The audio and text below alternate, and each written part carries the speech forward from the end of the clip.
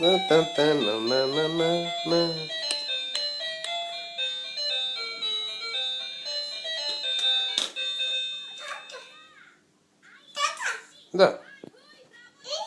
Dar mai apasă acolo.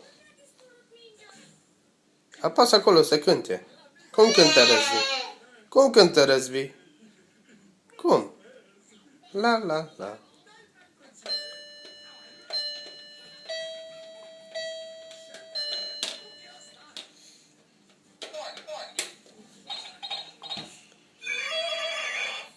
Op. Opa.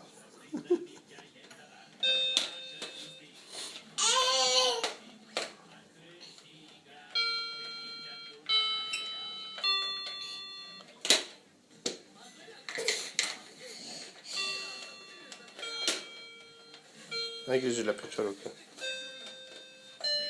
Ia ce cântă la acolo? Nu, am văzut că și jetul.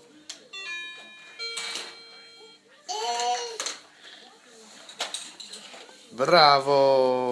Apasă, Răzvi, acolo să cânti, mă. Bravo, Răzvi! Apasă, cântă frumos, așa.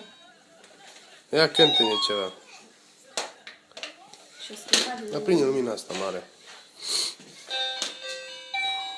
Ta ta ta ta ta ta ta na na na na na na.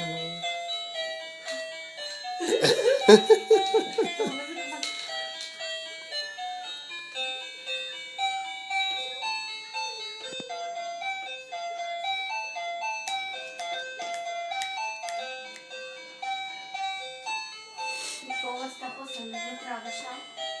Da.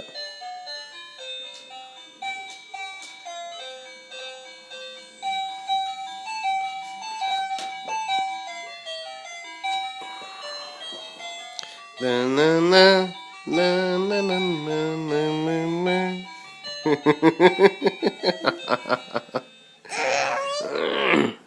Ce vai acum?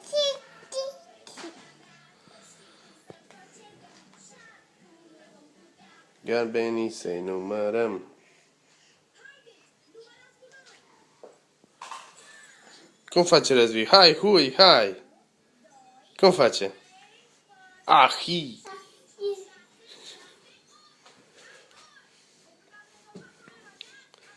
Hai, hui!